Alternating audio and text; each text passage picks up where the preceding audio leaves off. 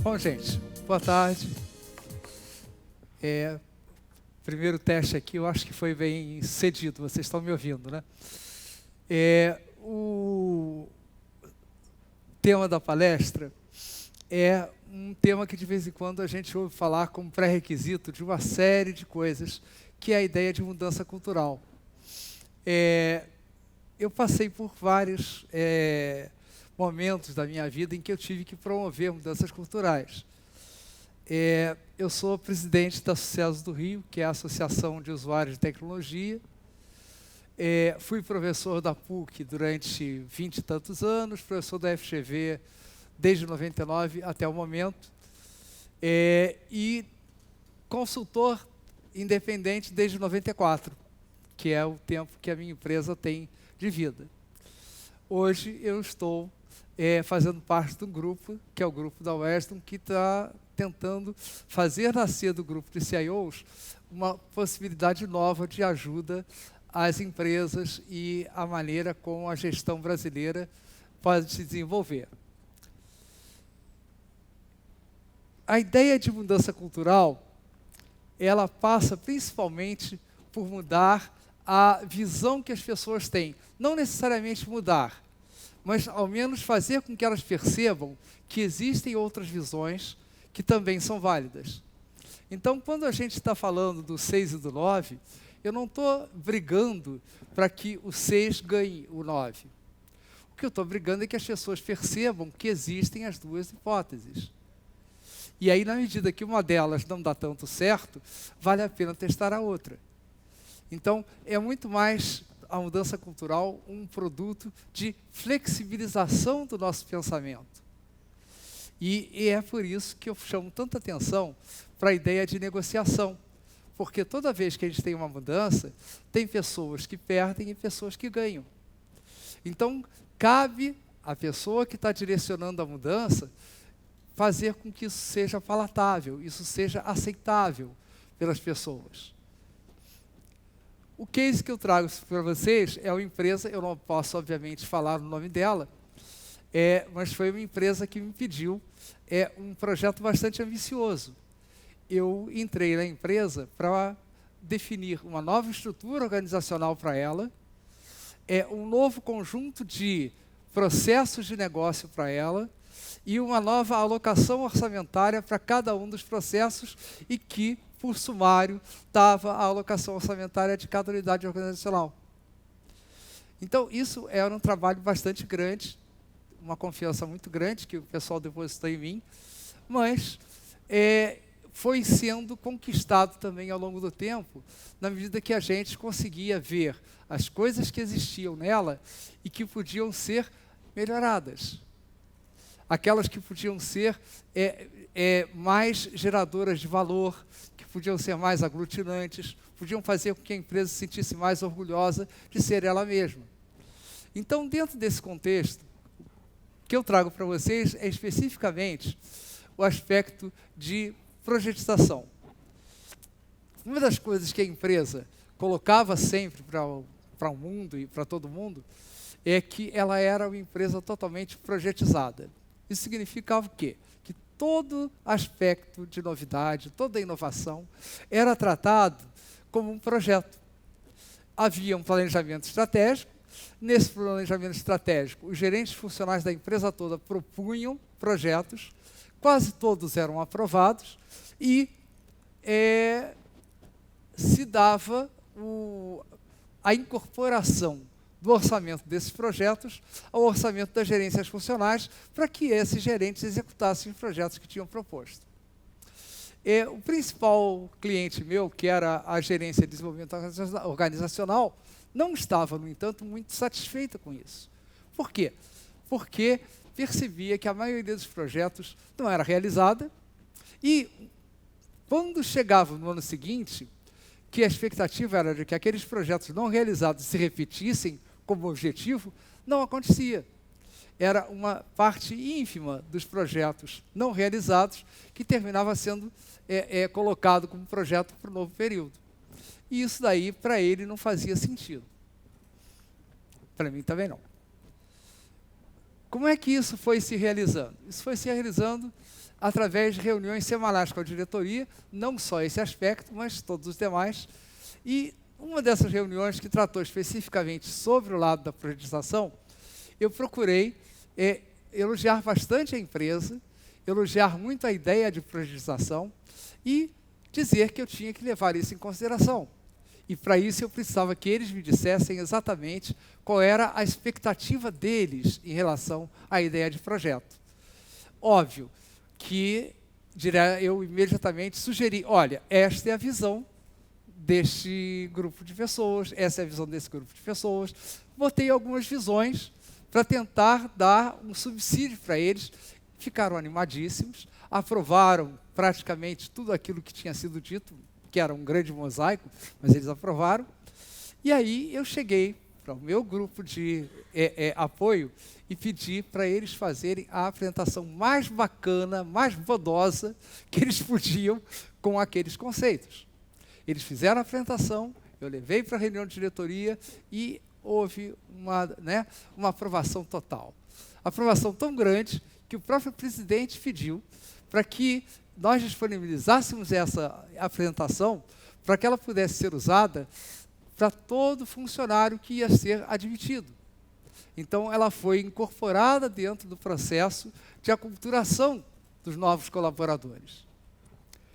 Foi aí que a porca começou a torcer o rabo, porque, em uma outra reunião, eu mostrei para eles que no último ano eram 42 projetos aprovados e só 3 terminados.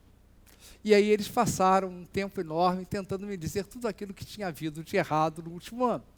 E eu anotei diligentemente tudo que tinha sido errado e saí da reunião. Da reunião seguinte, eu levei para eles o quê? A ideia de que nos 4 anos anteriores, o desempenho foi tão fraco quanto no último ano. Eu me lembro que teve um diretor que até virou e disse, mas Cid, eu não vou conseguir lembrar. Aí eu disse, não, você não precisa lembrar. Se você há 4 anos tem um desempenho similar a esse, você não está com um problema pontual, você está com um problema crônico. Ou seja, você não está com um problema, você tem um problema. E aí, na hora que a ficha caiu, eu tenho um problema, aí a pergunta foi, peraí, o que a gente faz? Aí eu disse, deixa eu trazer uma proposta. E aí eu saí e comecei a analisar realmente qual era o cerne do problema. O cerne do problema, na realidade, era o quê? Durante vários anos, as gerências funcionais, elas foram instadas a diminuir o seu orçamento em função de redução de custos, melhoria de produtividade, coisas assim.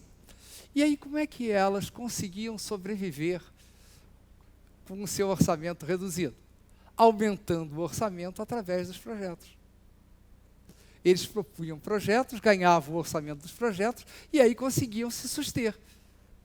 Era a maneira como eles tinham achado de continuar sobrevivendo. Não era errado, era só o jeito. Então, na hora que eu mostrei para a diretoria isso, houve até primeiro uma coisa do tipo, poxa, mas que absurdo, eles estavam nos enganando. Eu disse, não, eles não estavam enganando. A regra do jogo era essa. Mas ela tem que mudar se vocês querem aceitar a realidade dos fatos. A realidade dos fatos é, eu estou aqui para fazer a elaboração de um novo organograma com uma nova estrutura de processos e uma nova dedicação orçamentária para cada processo de negócio estabilizado. Então, não conforme vocês mesmos disseram, não dá para eu ter um projeto sem eu ter recursos. Não dá para eu ter um processo de negócio sem eu ter recursos. Então, eu preciso orçar estes processos que eu estou dizendo para vocês. E vocês precisam aprovar todo o orçamento desses processos se vocês querem que eles sejam feitos. E se vocês não querem mais ser enganados com os caras fazerem volta. Isso foi aprovado. A definição de alguns projetos também era uma definição, espero que seja isso. Não, não é. A definição de alguns projetos também era muito ambígua, porque, óbvio, os projetos, na grande maioria, eram desculpas, então elas não eram umas descrições muito razoáveis para poder ser priorizadas. Então, esse contexto fazia com que eles tivessem vários projetos de mentirinha e com aprovações que apenas permitiam que a empresa continuasse vivendo do mesmo jeito que sempre viveu. E alguns projetos que eram essenciais, que eram produtos novos, que eram coisas que iam realmente impulsionar a empresa para frente, esses terminavam sendo feitos. Por quê? Porque estes eram importantes. Estes tinham uma necessidade própria. E aí foram para frente por conta disso. Se eu não propusesse a revisão do orçamento das gerências funcionais, eu teria a empresa toda contra mim. Ou seja, havia um processo de negociação que tinha sido falado, inclusive, com as gerências funcionais, em que havia a promessa também de que eles iam ter recursos para continuar existindo. Se eu não fizesse esse amalgamento, não ia funcionar. Se a única percepção fosse eles estão nos enganando, não. Eles não estavam enganando vocês, é que estavam se enganando achando que a empresa era projetizada. E não tinham nunca parado para pensar no que isso significava de verdade. O que aconteceu de verdade, então, foi que a diretoria terminou aprovando todas as mudanças, vendeu ao conselho, que aprovou sem ressalvas, para passar a funcionar a partir do ano seguinte. No final do ano, a mudança ainda não estava valendo, porque ia valer no princípio do novo exercício. E aí o processo de planejamento começou a correr do mesmo jeito, e as gerências funcionais, naquele hábito que tinham, promoveram 41 projetos. Quando isso chegou na diretoria, o presidente virou para eles e disse: isso é, conforme o Cid falou, de mentira. Não interessa que a mudança só vai começar em janeiro e a gente está em setembro. Pega o formulário que ele fez de termo de abertura de projeto, preenche e submete ele para a gente. Porque a partir daí, sim, a gente pode aprovar alguma coisa. Na hora que isso foi feito, o ano seguinte terminou tendo apenas 7 projetos. Saiu de 41 para 7. E o controle de despesas não era mais das gerências funcionais. O controle de despesas era através de um escritório de projetos que eu recomendei passar a existir, e esse escritório de projetos media progresso, necessidade e liberava o dinheiro necessário para aquilo que cada projeto precisava. Como eu sabia que eu não podia gerar uma estrutura rígida, porque o mundo não é rígido, o que eu fiz? Eu disse que precisava de haver um comitê de inovação com as principais gerências para conseguir acabar com projetos, começar novos projetos, mudar os projetos existentes. Que era justamente o nível que permitia haver durabilidade, haver permanência para a ideia, permitindo a mudança. No fundo, eu terminei fazendo coaching de todos esses gerentes para que o comitê de inovação conseguisse funcionar depois. Qual é o método, então? Primeiro, aceitar que cada um tem um interesse. Aceitar os interesses envolvidos. Perceber onde é que havia conflito e tentar mediar, através de um princípio de racionalidade, o que pode ser feito. No fundo, quando você primeiro apresenta o ideal, que foi aquela apresentação sobre projetos, no fundo, o que eu fiz? Eu fixei uma âncora. Eu virei e disse: olha, gente, é isso que vocês acham que é certo, é isso que o mundo acha que é certo.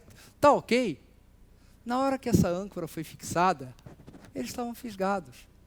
Não adiantava mais toda aquela irracionalidade que tinha sido brotada por falta de um bom levar das coisas. Então, é essencial que você consiga ver o que é aceito por todo mundo, o que todo mundo concorda que vale. E, a partir daí, você desenvolve o resto. E você desenvolve o resto como? Mostrando a realidade. Você diz: olha, já que você acha isso, como é que você aceita isso? Já que você concorda que um projeto é desse jeito, como é que você aceita que a grande maioria dos projetos não acabe? E aí, nessa hora, é que dá o conflito, é nessa hora que você identifica os interesses: olha, isso está acontecendo por causa daquilo outro, e é resolvido deste jeito. E aí você negocia, você discute com as pessoas envolvidas para ver o que é que pode ser feito, ou o que é que eles concordam como possível de ser feito. A solução tem que ser aceita por todos os stakeholders envolvidos. No caso, tinha que ser aceito pelos próprios gerentes funcionais, que eram aqueles que precisavam da estrutura de projeto. Mas, graças a Deus, foi tudo bem aceito, sem problema nenhum, e o Comitê de Inovação foi, então, criado para analisar desvios e até apresentar soluções de compromisso entre eles. Tá? Essa empresa, eu tive a satisfação de, algum tempo depois, eu ouvi falar que o presidente da empresa tinha saído, e aí cheguei para o CIO de lá e perguntei, e aí, como é que está? Ele mudou muita coisa? E o CIO virou para mim rindo e disse, que nada, Cid, quem manda na empresa é o Comitê de Inovação. E ele não mexeu. Só mexeu o pessoal lá de cima, que não tem nada a ver com isso. A gente é que está mandando, a gente é que faz tudo. Então, isso aí me deu, obviamente, uma satisfação muito grande, a percepção de que eu tinha criado alguma coisa que durava ao menos alguns anos. Aonde que vocês têm referência sobre isso? Esse livrinho daqui eu acho uma preciosidade. É da Harvard Press, Hard Facts, Dangerous Half-Truths and Total Nonsense. Não é um livro novo, mas ele é um livro que está dentro daquela linha de racionalidade limitada, dentro daquela linha de totalmente incompreensível, Dan Ariely, coisa assim, e culminando, óbvio, no Prêmio Nobel 2017, que foi justamente sobre esse assunto, tá? Dado ao acadêmico de Chicago. E o Getting to Yes, que é o mais badalado de todos, porque justamente aquele que foi bolado pela academia de Harvard, dentro da escola de Direito. Né? Muita gente, às vezes, inclusive se referia a isso com The Law Negotiation Project, mas aí depois eles deixaram o law adiante, deixaram para lá e perceberam que se aplicava a qualquer coisa. Cid Miranda, para vocês, meus 3 e-mails, meu telefone de casa, que sempre cai na secretária eletrônica, e o meu telefone do bolso, que eu sempre atendo. Tá bom?